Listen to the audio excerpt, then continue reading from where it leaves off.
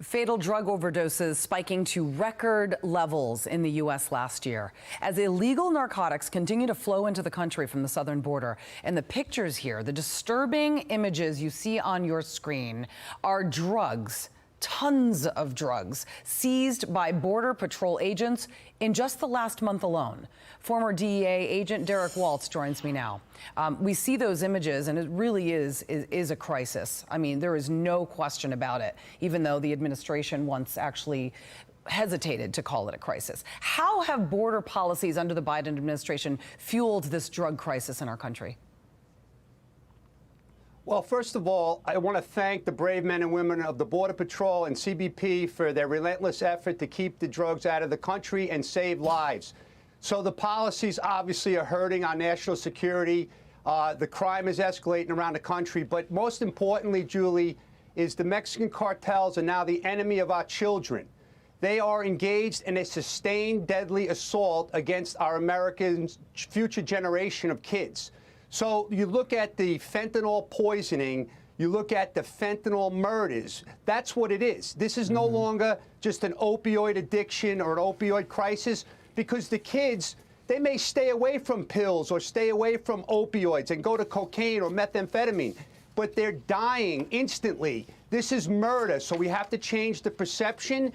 We have to change the education, and our schools, our teachers, our parents have to know that this is a deadly crisis. We've never seen this in the history of the country. For our viewers to understand the seriousness behind fentanyl, okay, it is between 50 and 100 times stronger than morphine. That's an opiate which is used in hospitals to treat serious pain, a lot of times used to treat patients who are at the end of their lives, okay? Fentanyl seizures are skyrocketing at the border. Over the last 3 years alone, fentanyl seizures are up 4,000%. Here on this program yesterday, Pain founder Virginia Krieger had this to say about the border opening. Her daughter died because of this kind of drug use, and how the border crisis is opening the door to illegal drugs. Watch. This partnership in combination with our current border policies have allowed this fentanyl to continuously pour over the southwest border practically unabated.